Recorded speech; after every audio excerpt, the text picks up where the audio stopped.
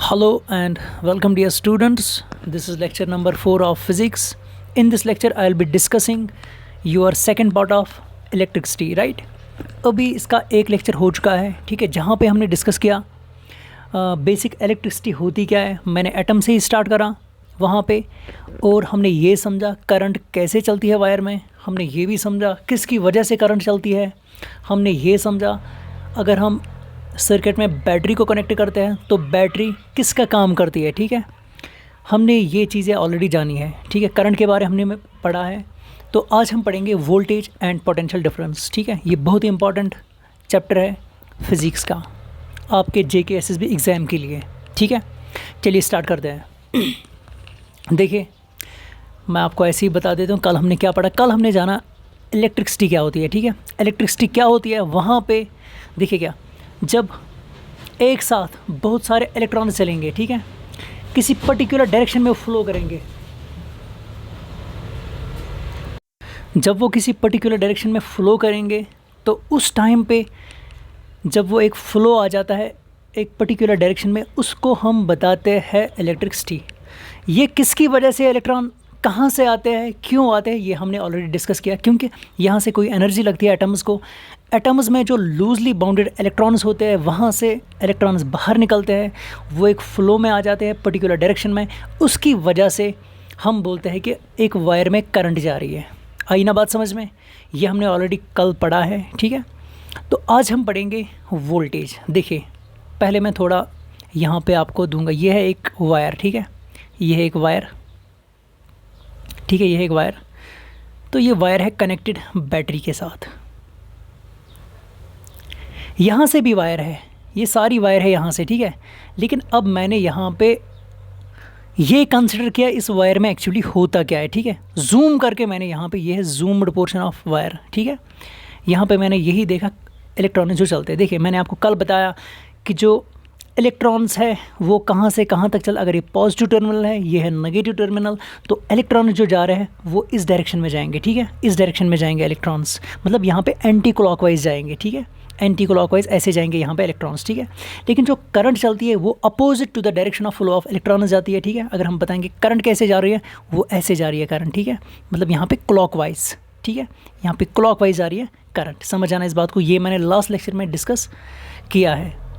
तो यहाँ पे आपको एक चीज़ मैं आपको यहाँ पे समझाने जा रहा हूँ, वो ये है कि देखिए यहाँ पे जो इलेक्ट्रॉन था, यहाँ पे जो इलेक्ट्रॉन था, देखिए इलेक्ट्रॉन जाएगा ऐसे, ठीक है, एंटी क्लॉकवाइज जाएगा इस सिस्टम में। क्योंकि मुझे कैसे पता है एंटी क्लॉकवाइज, क्योंकि मुझे पता है यहाँ पे पॉजिटिव टर्मिनल है, नेगेटिव टर्मिनल है, ठीक है। Electron goes from negative to positive terminal outside the battery. देखिए ये है आउटसाइड द बैटरी, ठीक है, ऐसे। और inside the battery it goes from positive to negative. ये सबसे इम्पॉर्टेंट है, ठीक है, ये मैंने कल आपको बताया। देखिए और एक बात यहाँ पे सबसे इम्पॉर्टेंट ये है, देखिए ये जो इलेक्ट्रॉन गया ना यहाँ से यहाँ तक, ये मैंने आपको कल बताया, ये इलेक्ट्रॉन तभी चला जब यहाँ पे बैटरी थी, जब यहाँ पे बैटरी कनेक्टेड थी। इस बैटरी ने क्या दिया, इस बैटरी ने दी एनर्जी। लेकिन उस एनर्जी से क्या हुआ, उस एनर्जी से क्या हुआ, देखिए क्या हुआ। आप बताओगे सर इलेक्ट्रॉन चलने लगे, हाँ ये तो सही बात है। लेकिन सबसे इम्पॉर्टेंट ये है एक्चुअली, देखिए यहाँ पे मैं आपको दिखाता हूँ, ये है एक, ये मैं पहले ऐसे दिखाऊंगा, ये है कोई हॉरिजॉन्टल सरफेस, ठीक है। यहाँ पे मैंने बॉल रखी, क्या ये बॉल अपने आप चलेगी? नहीं, ये बॉल नहीं चलती अपने आप, ठीक है। देखिए अगर मैं जो अभी जो ये सरफेस थी यहाँ पे, ये थी हॉरिजॉन्टल सरफेस, अगर मैं इसी सरफेस को अब रखूँ यहाँ पे वर्टिक ना, थोड़ा टिल्ट मीन्स किसी एंगल पे रखूँ ये सरफेस, ठीक है, किसी एंगल पे रखूँ। पहले थी ये बिल्कुल हॉरिजॉन्टल, यहाँ पे अब मैंने रखी tilt means at some angle रखी। अगर मैं बॉल अब यहाँ पे रखूँ, क्या ये बॉल अपने आप नीचे आएगी? बिल्कुल अपने आप नीचे आएगी ग्रेविटी की वजह से। इसका मतलब है यहाँ पे एक हाइट डिफरेंस आ गई। देखिए यहाँ पे है सरफेस की हाइट 0 हाइट, तो यहाँ पे है कुछ हाइट, राइट। यहाँ पे जब हाइट डिफरेंस थी तभी ये बॉल ऊपर से नीचे तक आ गई। समझ में आई ना बात? देखिए यहाँ पे बॉल, इस केस में बॉल क्यों नहीं चली? क्योंकि यहाँ पे कोई हाइट की डिफरेंस नहीं थी, यहाँ पे प्लेन था। समझ में आई ना बात? देखिए यहाँ पे प्लेन था, तो प्लेन में क्या हुआ, प्लेन में यहाँ पे कोई हाइट की डिफरेंस नहीं थी, due to which ball motion में नहीं आ गई, यहाँ पे बॉल अपने आप मोशन में आ गई, ठीक है, क्योंकि यहाँ पे हाइट की डिफरेंस थी। आई होप ये सबसे इंपॉर्टेंट कंसेप्ट है यहाँ पे जो मैं बोलने जा रहा हूँ। अब देखिए, एक्चुअली जब ये इलेक्ट्रॉन यहाँ पे था, जब ये इलेक्ट्रॉन यहाँ पे था, ठीक है, ये इसीलिए चला, इस बैटरी ने एनर्जी दी। एक्चुअली क्या हुआ, इस बैटरी ने यहाँ पे इस कंडक्टर में पोटेंशियल डिफरेंस क्रिएट किया था। जैसे यहाँ पे था ना हाइट का डिफरेंस, वैसे ही यहाँ पे बैटरी ने क्या करा, यहाँ पे बैटरी ने एक पोटेंशियल डिफरेंस क्रिएट कराया, ठीक है। यहाँ पे आया पोटेंशियल V, यहाँ पे आया पोटेंशियल 0। इसका मतलब है V माइनस 0, तो यहाँ पे आंसर क्या निकलेगा, 0। V निकलेगा यहाँ पे आंसर। देखिए क्या, यहाँ पे पोटेंशियल V है, यहाँ पे पोटेंशियल 0 है। ये आपको याद रखना है। देखिए ये बिल्कुल ज़ीरो लेवल कॉन्सेप्ट है, मतलब ज़ीरो लेवल से मैं आपको एडवांस लेवल यहाँ पे समझा रहा हूँ। देखिए क्या, इस बैटरी ने क्या किया, इस इलेक्ट्रॉन को यहाँ पे फ्लो कराया, लेकिन एक्चुअली यहाँ पे फ्लो तभी होता है व्हेन देयर इज डिफरेंस। जैसे gases move from higher concentration to lower concentration, ठीक है। तो वैसे ही अगर यहाँ पे बॉल नीचे जा रही है from higher height to lower height, ठीक है, तो यहाँ पे भी इलेक्ट्रॉन तभी जाएगा जब यहाँ पे पोटेंशियल की डिफरेंस होगी। ये बैटरी क्या काम करती है, जिस बैटरी के पास है EMF, इलेक्ट्रोमोटिव फोर्स, इस EMF की वजह से यहाँ पे जनरेट होता है पोटेंशियल डिफरेंस। इस कंडक्टर में होता है potential difference generate, due to which electron flow करता है। आई होप आपको समझ में आया होगा। तो यही है वोल्टेज या पोटेंशियल डिफरेंस। ये किसकी वजह से ये पोटेंशियल डिफरेंस आया, ये आया एक बैटरी की वजह से, ठीक है। ये सबसे इंपॉर्टेंट है, वेरी इंपॉर्टेंट। देखिए अब आपको सारा कुछ ईजी लगेगा, ठीक है। देखिए समझ आना।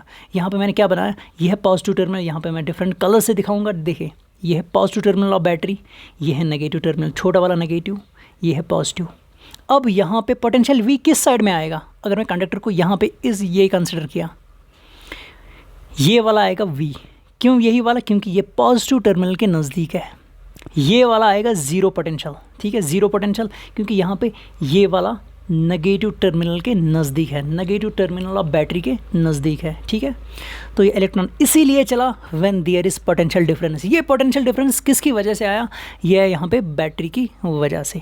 बैटरी क्या प्रोवाइड करती है, EMF, ठीक है। तो फिर हम बोलते हैं जो बैटरी का EMF होता है, EMF of battery is equal to potential difference. समझ आना इस बात को, EMF of battery is equal to potential difference.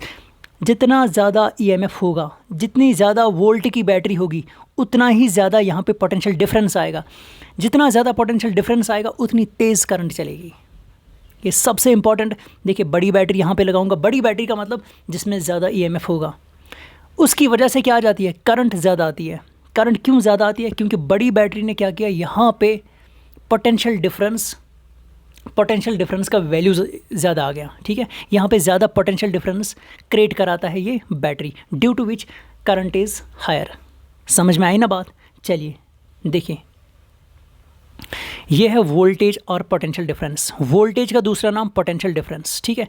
लेकिन देखिए EMF is equal to potential difference, मतलब जितनी बैटरी के पास EMF होगा उतना ही यहाँ पे पोटेंशियल डिफरेंस होता है। पोटेंशियल डिफरेंस यहाँ पे क्या होगा, V माइनस 0, वो मुझे V ही आएगा लास्ट में, ठीक है। तो यहाँ पे है डिफरेंस ऑफ पोटेंशियल। देखिए difference of potential between the ends of wire, just like pressure difference. जैसे हम higher pressure to low pressure, gases move from higher concentration, higher pressure to low pressure, तो वैसे ही यहाँ पे इलेक्ट्रॉन्स मूव करता है, ठीक है। देखिए हाँ, यहाँ पे difference between the potential, difference of potential between the ends of wire, just like pressure difference, ठीक है। इसको हम ग्रेडियंट भी बताएंगे। देखिए यहाँ पे पोटेंशियल V है, यहाँ पे 0 है। देखिए यहाँ पे थी हाइट h, अगर यहाँ पे 5 मीटर की हाइट थी, यहाँ पे कितनी थी, 0 मीटर की हाइट, ठीक है। यहाँ पे मैं बताऊँगा h इक्वल टू 5 मीटर, यहाँ पे h इक्वल टू 0, ठीक है। तो देखिए वोल्टोमीटर इज़ मेजरिंग डिवाइस, ठीक है। वोल्टोमीटर क्या करता है, मेजर वोल्टेज कितना है, इस वायर में वोल्टेज कितना है, या इस वायर में पोटेंशियल डिफरेंस कितनी है, ठीक है। देखिए ये यहाँ पे होता है EMF is equal to potential difference. EMF जितना होगा बैटरी का उतना ही पोटेंशियल डिफरेंस होगा, या मैं बताऊंगा उतना ही वोल्टेज होगा, क्योंकि potential difference equal to voltage. ऐसी टर्मिनोलॉजीज बहुत बार JK SSB के एग्जाम्स में आई है, ठीक है। चलिए देखिए ऐसा यूनिट इज़ वोल्ट। किसका? वोल्टेज या पोटेंशियल डिफरेंस का ऐसा यूनिट क्या है? वोल्ट। हम वोल्ट्स में मेजर करते हैं, जैसे हम मैथ्स को करते हैं केजीज में, फोर्स को करते हैं न्यूटन्स में, करंट को करते हैं हम किस में? एम्पेयर्स में, चार्ज को करते हैं कूलम्ब्स में मेजर, ठीक है। वैसे ही वोल्टेज या पोटेंशियल डिफरेंस को किस में मेजर करेंगे? हम वोल्ट्स में, ठीक है। हम बोलते हैं कितने वोल्ट की, इस वायर में कितने वोल्ट की करंट है, ठीक है। चलिए यहाँ पे देखिए इसकी फार्मूला है, जैसे फोर्स की क्या फार्मूला थी? मास इनटू एक्सेलरेशन, ठीक है। वैसे ही जैसे हमने कल पढ़ा करंट की फार्मूला क्या है? चार्ज अपॉन टाइम, ठीक है। और वैसे ही यहाँ पे वोल्ट की, देखिए volt equals to work done per unit time, या ऐसे आप याद रखोगे वर्क डिवाइड बाय टाइम। ये फार्मूला आपको छोटी छोटी सी याद रखनी है, ठीक है। Voltage equal to work done divide by time. Good evening ma'am. Ma'am it was regarding, तो हाँ यहाँ पे जो पोटेंशियल डिफरेंस या वोल्टेज का जो यूनिट है ऐसा यूनिट दैट इज़ वोल्ट, ठीक है। लेकिन कभी आपको JK-SSB में ये क्वेश्चन में आया है, ठीक है। ये JK-SSB के एग्जाम्स में आया है, 1 वोल्ट किसके बराबर है, ठीक है। 1 volt is equal to work done per unit charge, ठीक है। वर्क डन का है जूल, ऐसा unit of work done is joule, ऐसा unit of charge is coulomb, ठीक है। ये वहाँ पे डायरेक्ट फार्मूला नहीं पूछता है, फार्मूला के यूनिट है। जैसे यहाँ पे करंट का क्या है? एम्पियर। यहाँ पे चार्ज का क्या है? यहाँ पे चार्ज का क्या है? कुलम, ठीक है। 1 एम्पियर किसके बराबर है? 1 कुलम पर सेकेंड, ठीक है। ऐसे आपको याद रखना है, क्योंकि JK-SSB है, ठीक है। ये इतने चीप क्वेश्चंस पूछता है, स्पेशली फिजिक्स में। यहाँ पे पूछना चाहिए था कॉन्सेप्ट। जब वो क्लास 4th का पेपर सेट करते हैं वहाँ पे कॉन्सेप्ट्स पूछते हैं, लेकिन जब कोई ग्रेजुएट लेवल का एग्ज़ाम होता है वहाँ पे पूछते हैं इतने घटिया क्वेश्चंस, ठीक है। ये है JK-SSB, इसीलिए मैं आपको हर किसी चीज़ के लिए यहाँ पे प्रिपेयर कर रहा हूँ। चलिए अभी है तो यहाँ पे हमने समझा ये पोटेंशियल डिफरेंस किसकी वजह से आता है, ठीक है। पोटेंशियल डिफरेंस कौन क्रिएट कराता है सर्किट में? यहाँ पे कराता है बैटरी का EMF। जितना बैटरी का EMF होगा उतना ही पोटेंशियल डिफरेंस होगा, ठीक है। इंपॉर्टेंट है ये। देखिए अब है रेजिस्टेंस। देखिए अभी तक हमने क्या पढ़ा? अभी तक हमने ये पढ़ा, देखिए ये है यहाँ पे बैटरी ने क्या किया? बैटरी ने इस वायर में करंट चलाई, ठीक है। मतलब यहाँ बैटरी की वजह से इस वायर में यहाँ पे करंट आए, ठीक है। किसकी वजह से? बैटरी की वजह से, क्योंकि बैटरी ने यहाँ पे क्या करा? Create potential difference. देखिए यहाँ पे तो चलती है करंट, ठीक है। इसका मतलब है यहाँ पे इस डायरेक्शन में जा रहे हैं इलेक्ट्रॉन्स, इसका मतलब है इलेक्ट्रॉन्स का चलना या करंट का चलना, ठीक है। यहाँ पे करंट भी चलती है, इलेक्ट्रॉन भी चलते हैं। अगर करंट इस डायरेक्शन में जा रही है तो इलेक्ट्रॉन्स इस डायरेक्शन में जा रहे हैं। क्यों जा रहे हैं? क्योंकि यहाँ पे जो इलेक्ट्रॉन्स है, क्योंकि यहाँ पे जो कंडक्टर में होता है एक potential difference due to which electrons flow होते हैं, ठीक है। देखिए यहाँ पे अब मुझे क्या बताना है आपको, समझ जाना। फिर भी मैं यहाँ पे यही वायर कंसिडर करता हूँ, जूम करके मैंने ये वायर यहाँ पे कंसिडर की है। ये यही छोटी वायर जो मैंने इस लाइन से बनाई, ठीक है। ये जो मैं लाइन बना रहा हूँ, ठीक है, ये सेम है। देखिए समझ आना।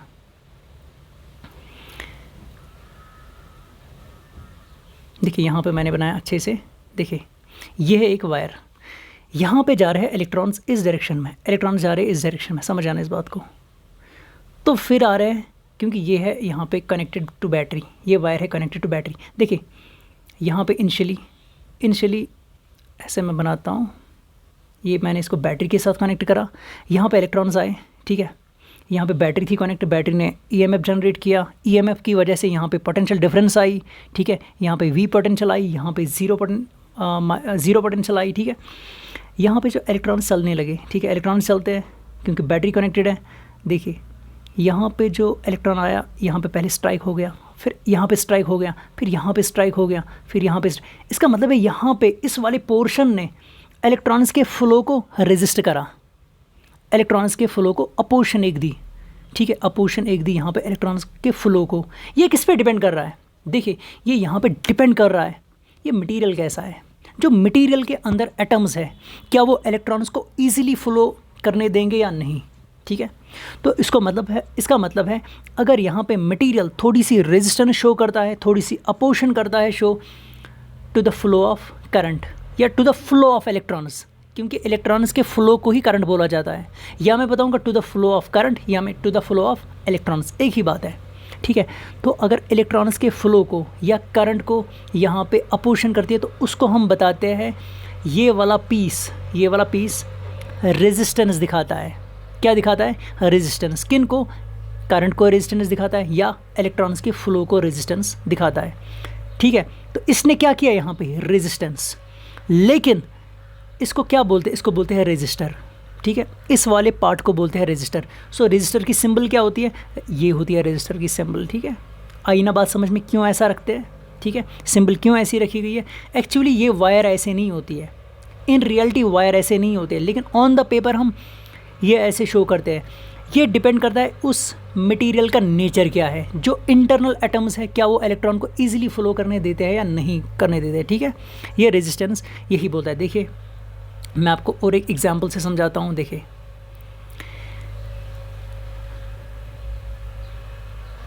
ये है एक छोटी पाइप, ठीक है, ये है एक छोटी पाइप, ये थिन पाइप, ये है थिन वाली पाइप, थिन पाइप। यहाँ पे है ये वाली थिक पाइप, ठीक है, थिक पाइप। ज़रा बताइए पानी इसमें से इजी जाएगा, इजीली फ्लो होगा, या इसमें से इजीली फ्लो होगा? किस में इजीली फ्लो होगा पानी? ऑब्वियसली जो मोटी पाइप होगी। तो यहाँ पे हम बताएंगे ये जो थिन पाइप है ये ज़्यादा रेजिस्टेंस शो करती है। फ्लो तो हो रहा है लेकिन थोड़ी रेजिस्टेंस, थोड़ी दिक्कत से, थोड़ी डिफ़िकल्टी से यहाँ पे वाटर फ्लो हो रहा है। यहाँ पे इजीली वाटर फ्लो हो रहा है, क्यों? क्योंकि यहाँ पे उतनी रेजिस्टेंस नहीं है, ठीक है, समझ में आया ना। देखिए इसीलिए रेजिस्टेंस को बोला जाता है साइज़ ऑफ पाइप।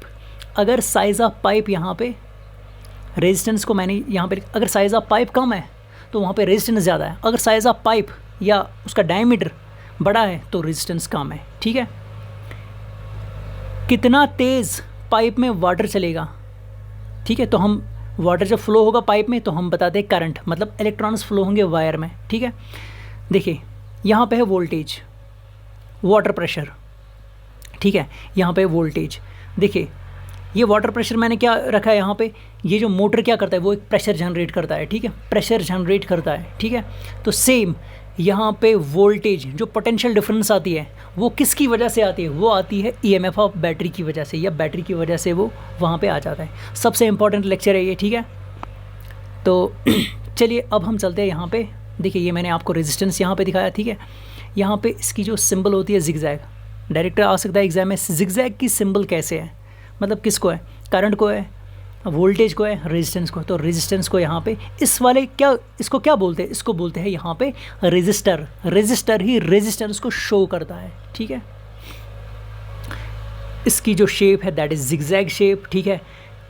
ये ऐसे है ऑन द पेपर, ये इसकी शेप है, ठीक है। Heat is produced due to resistance. देखिए जब करंट जाती है ना वायर में, ठीक है, एक्चुअली हर किसी वायर में कोई ना कोई रेजिस्टेंस का वैल्यू होता है, किसी में कम होता है, किसी में ज़्यादा होता है, ठीक है। तो इसीलिए वायर हीट अप होती है, क्योंकि जो वायर के एटम्स है या कंडक्टर के एटम्स है वो रेजिस्टेंस शो करते हैं। जहाँ पे रेजिस्टेंस होगी वहाँ पे हीट प्रोड्यूस होती है, ठीक है।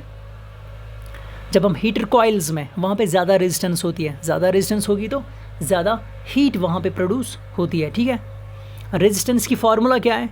That is voltage divide by current. अगर मुझे देखना होगा, देखिए यहाँ पे मैंने क्या किया, बैटरी को कनेक्ट किया, यहाँ पे करंट गई, चलिए ठीक है, यहाँ पे रेजिस्टेंस शो करी लेकिन फिर भी करंट जा रही है, ठीक है, करंट जा रही है, यहाँ पे करंट जाएगी। अगर मुझे यहाँ पे रेजिस्टेंस का वैल्यू निकालना होगा, मैं देखूँगा यहाँ पे पोटेंशियल कितना है, पोटेंशियल डिफरेंस कितना है, इस सर्किट में पोटेंशियल डिफरेंस कितना है, मैं लिखूँगा V। इसमें करंट का वैल्यू कितना है, दैट इज़ I। तो मुझे निकलेगा रेजिस्टेंस का वैल्यू, ठीक है, इंपॉर्टेंट है ये। Resistance is measured in, resistance को हम किस में मेजर करते हैं? ओम में। जैसे मैंने मैथ्स को किया केजीज़ में, फोर्स को किया न्यूटन में, करंट को किया एम्पेयर्स में, और मैंने चार्ज को किया कोलम्बस में मेजर, ठीक है। तो वैसे ही रेजिस्टेंस को किस में मेजर करूं? ओहम्स में। कितने ओहम की रेजिस्टेंस है इस सर्किट में, ऐसे मैं बता सकता हूं। अगर होगी 5 तो मैं बताऊंगा 5 ओहम की रेजिस्टेंस है, ठीक है, ओहम है ये, इट्स नॉट ओम, राइट। चलिए यहाँ पे इसकी सिंबल क्या है? इसकी सिंबल है ये, इसको बोलते हैं ओमेगा, ऐसे। जो हैंडल होता है ना दरवाजे पे, ठीक है, ऐसे या डायरेक्ट आ सकता है, ठीक है। डोर हैंडल सिंबल किसकी है, जे के एस एस बी है, ऐसे क्वेश्चंस भी डाल सकता है। Omega ohm, resistance depends on 4 things, ठीक है। एक्चुअल हम ऑन मैथमेटिक्स देखते हैं 3 थिंग्स है, ठीक है, 3 थिंग्स है, आपको समझनी है। देखिए क्या है रेजिस्टेंस, 3 चीज़ों पे, कोई कंडक्टर कितना रेजिस्टेंस शो करता है, कोई कंडक्टर कितना रेजिस्टेंस शो करता है, ठीक है। ये किस चीज़ पे डिपेंड कर रहा है, क्यों ये रेजिस्टेंस शो कर रहा है, ठीक है। देखिए रेजिस्टेंस यहाँ पे नेचर ऑफ द मटेरियल क्या है। देखिए ये मैंने 1 मीटर का सिल्वर वायर लाई, 1 मीटर की कॉपर वायर लाई, 1 मीटर की आयरन वायर लाई। चलिए ठीक है, एक ये है सिल्वर वायर, दूसरी लेंथ इन दोनों की 1 मीटर है, ठीक है, 1 मीटर है दोनों की। अगर मुझे अब यहाँ पे देखना होगा किस में ज़्यादा रेजिस्टेंस होगी, तो यहाँ पे ये इसके नेचर पे डिपेंड कर रहा है। मतलब सिल्वर का नेचर, मतलब सिल्वर एटम्स है, यहाँ पे इसका नेचर है, आयरन एटम्स का जो नेचर होगा, ठीक है। यहाँ पे नेचर से देखिए, यहाँ पे लेंथ दोनों में सेम है, लेकिन यहाँ पे मटेरियल में डिफरेंस है, तो ये मटेरियल पे भी डिपेंड करता है, ठीक है। रेजिस्टेंस मटेरियल पे डिपेंड करता है, और किस पे करता है, ये लेंथ पे डिपेंड करता है। देखिए यहाँ पे ये लेंथ पे भी डिपेंड कर रहा है। देखिए जिसकी ज़्यादा लेंथ होगी उसकी ज़्यादा रेजिस्टेंस होती है, जिसकी ज़्यादा लेंथ होती है उसकी ज़्यादा रेजिस्टेंस होती है। समझ आना इस बात को। देखिए R is directly proportional to L, मतलब लेंथ ज़्यादा तो रेजिस्टेंस ज़्यादा। देखिए अब है, देखिए ये है एक ऐसे मुझे इसको बनाना है। एक मैंने बताया नेचर ऑफ मटेरियल पे डिपेंड कर रहा है, लेंथ पे डिपेंड कर रहा है, और कर रहा है। देखिए ये है कोई थिन वायर, ठीक है, थिन वायर है, एक है कोई थिक वायर। ज़रा मुझे बताइए रेजिस्टेंस ज़्यादा थिन शो करेगा या थिक करेगा शो, ठीक है। अब आपको अंदाज़ा हुआ होगा, तो यहाँ पे रेजिस्टेंस ज़्यादा थिन वायर शो करती है। समझ आना इस बात को। जो थिन वायर है वो ज़्यादा रेजिस्टेंस शो करती है।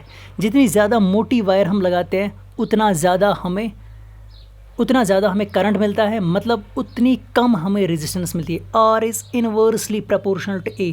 देखिए यहाँ पे है area of cross section means ये कितनी मोटी है, ये साइड का कर्व्ड सरफेस एरिया नहीं, ये है कितनी मोटी है, कितना डायमीटर है इसका, ठीक है। तो यहाँ पे मैंने 3 चीज़ें बताई, nature of material, length, area of cross section, ठीक है। क्योंकि हम मैथमेटिक्स में यही 3 दिखाते हैं। देखिए नेचर ऑफ मटेरियल मुझे कौन देता है, ये P, जैसे मैंने यहाँ पे इसको पढ़ा जाता है रूह, ठीक है, इसको पढ़ा जाता है रूह मीन्स नेचर ऑफ मटेरियल। रूह का नाम है रेजिस्टिविटी, ठीक है। नेचर ऑफ द मटेरियल किसको हम बोलते हैं, रेजिस्टिविटी, या रेजिस्टिविटी का दूसरा नाम स्पेसिफिक रेजिस्टेंस, ये है, ठीक है। समझ आना इस बात को। और यहाँ पे ये क्या है, L, इसीलिए R is directly proportional to L, मतलब लेंथ ज़्यादा रेजिस्टेंस ज़्यादा, एरिया ऑफ क्रॉस सेक्शन ज़्यादा रेजिस्टेंस कम, एरिया ऑफ क्रॉस सेक्शन कम, रेजिस्टेंस ज़्यादा, ठीक है। Because R is inversely proportional to A। यहाँ पे R is equal to rho L by A means resistivity और स्पेसिफिक रेजिस्टेंस। ये रेजिस्टिविटी अभी मैंने बताया था, रेजिस्टेंस की बात नहीं कर रहा हूँ, रेजिस्टर की बात नहीं कर रहा हूँ, मैं यहाँ पे रेजिस्टिविटी की बात कर रहा हूँ। ये 3 टर्म्स है जो इंटर रिलेटेड है, एक है रेजिस्टेंस, दूसरा है रेजिस्टिविटी, तीसरा है रजिस्टर है डिवाइस जो शो करता है रेजिस्टेंस, ठीक है। लेकिन यहाँ पे जो रेजिस्टिविटी है ना, ये नेचर ऑफ मटेरियल पे डिपेंड कर रहा है, ठीक है। ये कुछ टर्मिनोलॉजीज है जो डायरेक्ट आ सकती है एग्जाम में। यहाँ पे है रेजिस्टिविटी और specific which is the characteristic of a material, nature of the material. हाँ, ये हमने ऑलरेडी डिस्कस किया। इसको हम पढ़ते, इस P को हम पढ़ते हैं, ये जो P जैसे मैंने यहाँ पे लिखा है, इसको हम पढ़ते हैं रूह।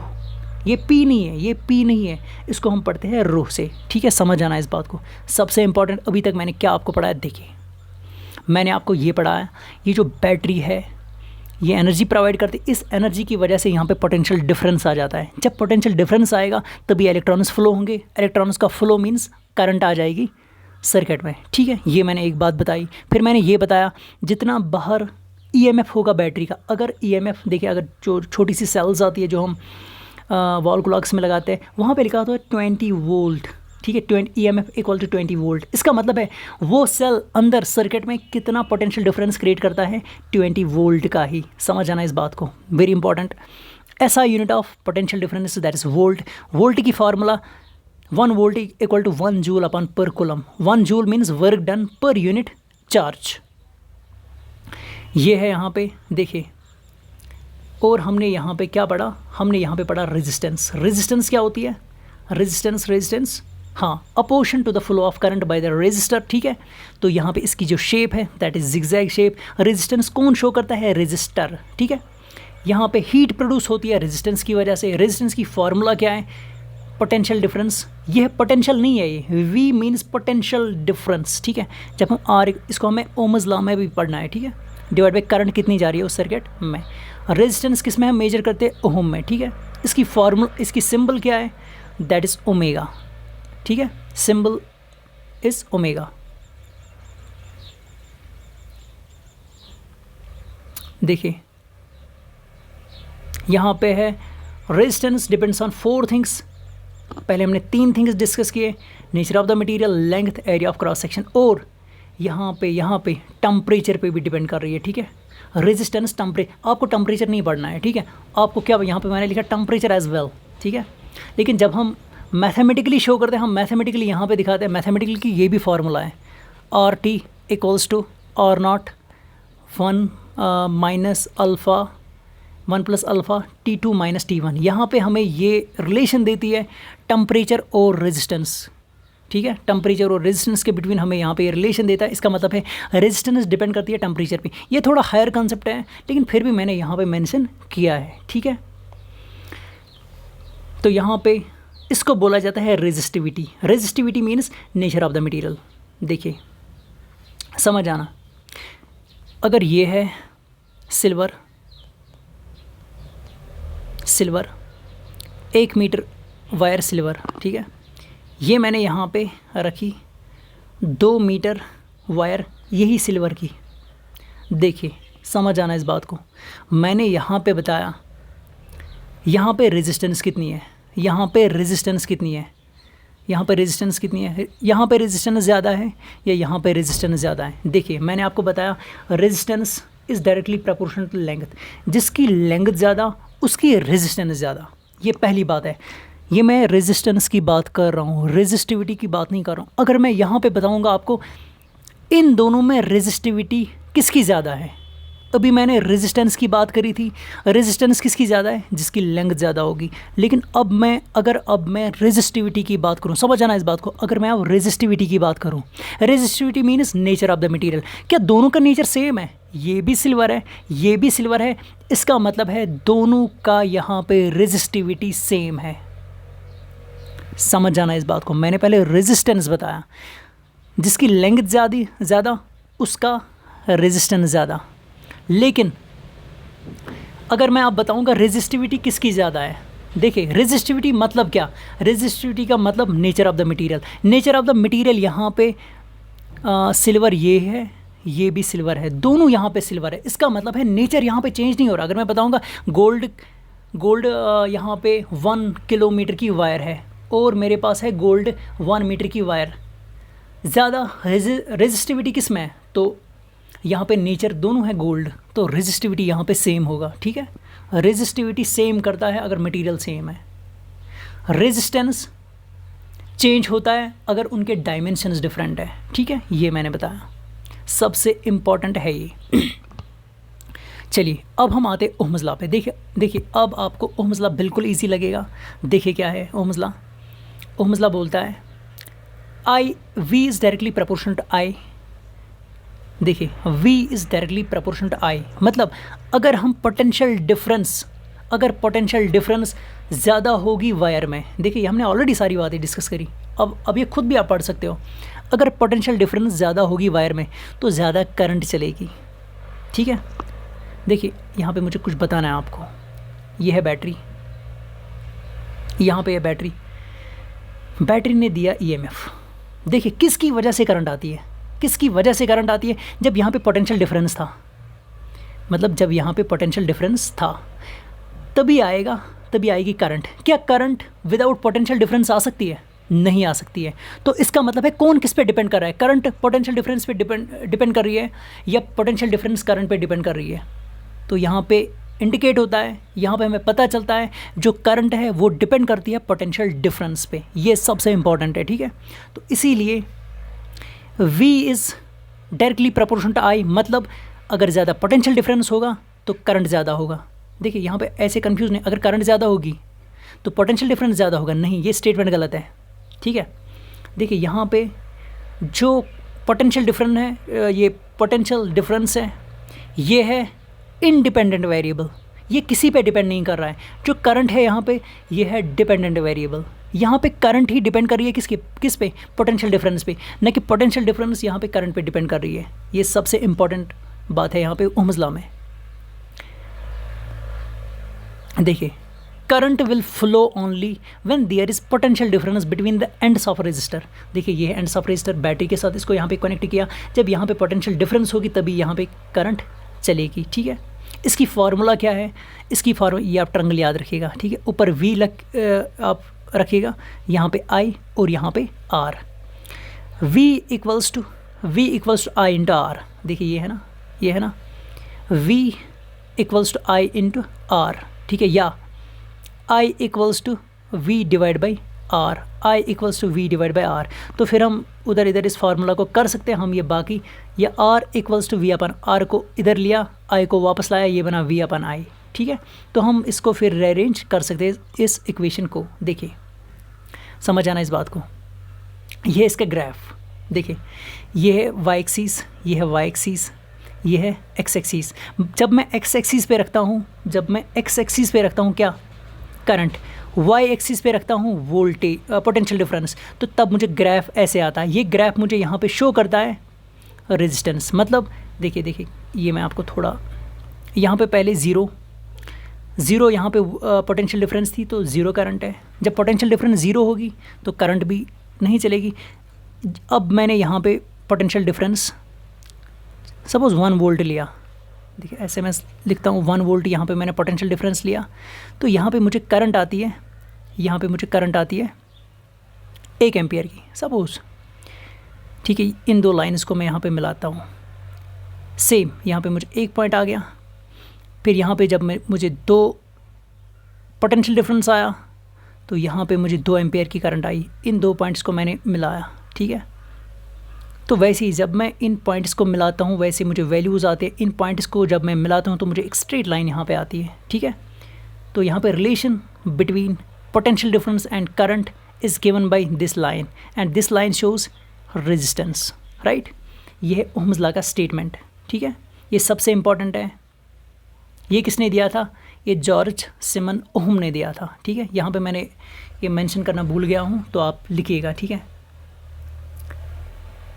देखिए ये है यहाँ पे ईएमएफ ऑफ बैटरी की वजह से यहाँ पे करंट चली, रेजिस्टेंस थी, ठीक है। और यहाँ पे पोटेंशियल डिफरेंस कितना आया या वोल्टेज कितना आया, ये मुझे यहाँ पे मैं वोल्टोमीटर कनेक्ट करता हूँ जो मेजर करता है पोटेंशियल डिफरेंस को, तो उसकी वजह से यहाँ पे करंट चलती है। देखिए ये है ओहम्स लॉ का स्टेटमेंट, ये हमने ऑलरेडी, लेकिन यहाँ पे ओहम्स लॉ में सबसे इंपॉर्टेंट बात ये है टेम्परेचर कांस्टेंट रहना चाहिए। टेम्परेचर हम कंसिडर करते हैं वो कांस्टेंट रहे। देखिए टेम्परेचर कांस्टेंट रहता नहीं है, इन रियलिटी टेम्परेचर कांस्टेंट नहीं रहता है, तभी मुझे स्ट्रेट लाइन यहाँ पे आती है। समझ आना इस बात को, ये स्ट्रेट लाइन मुझे तभी आती है जब टेम्परेचर कांस्टेंट रहेगा। इन रियलिटी टेम्परेचर कांस्टेंट नहीं रहता है, जब वायर में करंट चलती है तो तब ये मुझे कर्व नहीं आता है, सॉरी तब ये मुझे स्ट्रेट लाइन नहीं आता है, तब ये मुझे कर्व्ड लाइन आती है, ठीक है, या ऐसे आएगी कर्व्ड लाइन। तो समझ आना, जब हम ओहम्स लॉ का स्टेटमेंट देते हैं यहाँ पे हम टेम्परेचर को मानते हैं, टेम्परेचर यहाँ पे कांस्टेंट रहता है, टेम्परेचर इंक्रीज डिक्रीज नहीं होता है करंट के चलने की वजह से, ठीक है।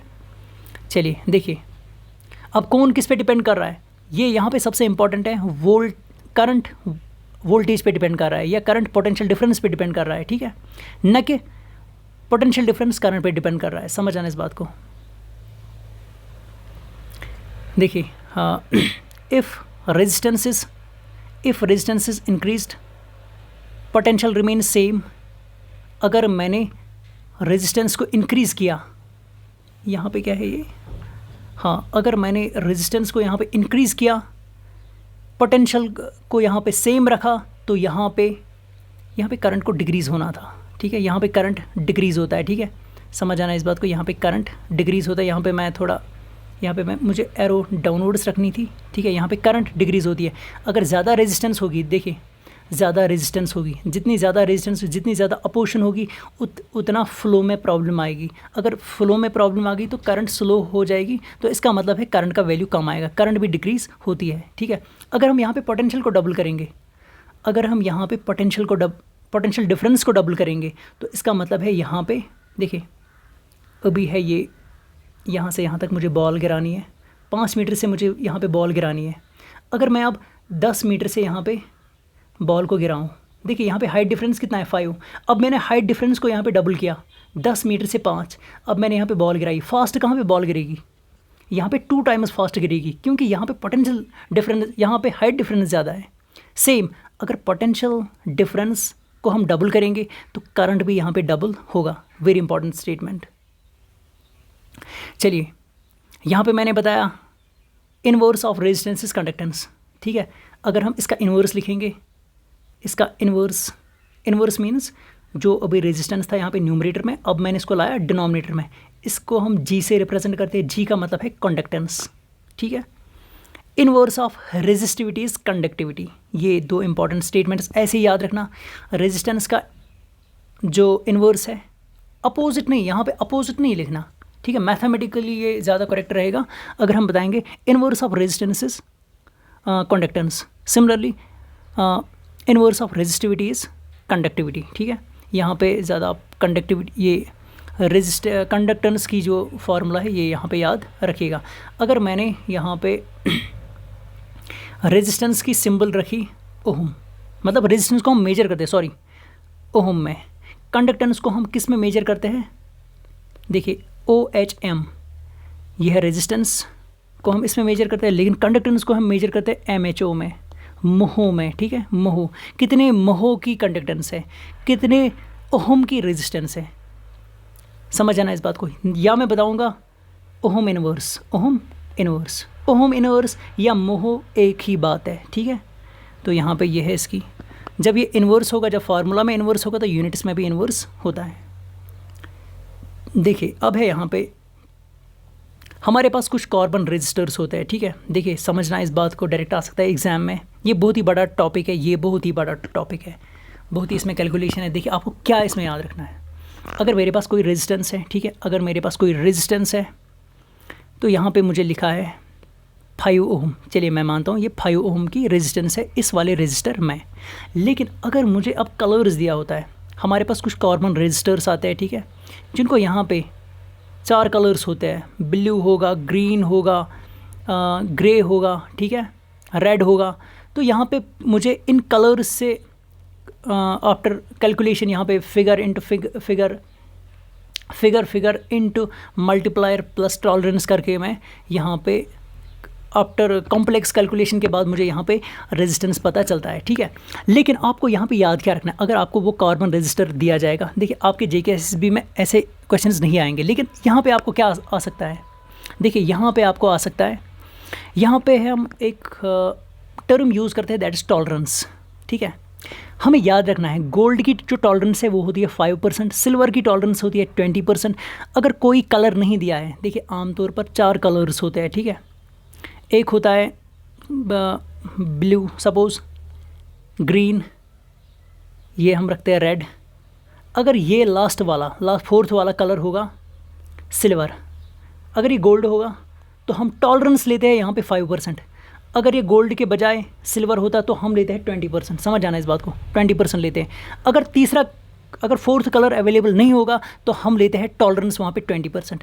अब आप याद रखिएगा, इससे हम इस जो कलर से हमें पता चलता है कि रेजिस्टेंस कितनी है, लेकिन हमें पूरा याद नहीं रखना, हमें यहाँ पे सिर्फ टॉलरेंस याद रखनी है। गोल्ड की टॉलरेंस 5%, सिल्वर की 20%। अगर कलर नहीं दिया होगा 4th कलर तो हम टॉलरेंस को लेते हैं 20%। ये डायरेक्ट आप ऐसे ही याद रखिएगा, ठीक है, ये सबसे इंपॉर्टेंट है। देखिए यहाँ पे और एक बात है, जो रेजिस्टेंस डिपेंड्स ऑन, यहाँ पे मैं भूल गया था, रेजिस्टेंस 4 चीज़ों पे डिपेंड कर रहा है, 3 चीज़ों पे डिपेंड कर रहा है यहाँ पे, ठीक है। देखिए nature of the material, length and area. अगर क्वेश्चन में ये नहीं दिया होगा ना इंडिविजुअली लेंथ एंड एरिया, वहाँ पे एक टर्म दी होगी, ये इसकी ज्योमेट्री पे भी डिपेंड कर रहा है। मतलब resistance depends on geometry means length और एरिया में। अगर उन्होंने कलेक्टिवली ये लिया लेंथ एंड एरिया, तो हमें बताना है geometry. Length and area of cross section को एक टर्म दी जाती है, दैट इज ज्योमेट्री, ठीक है।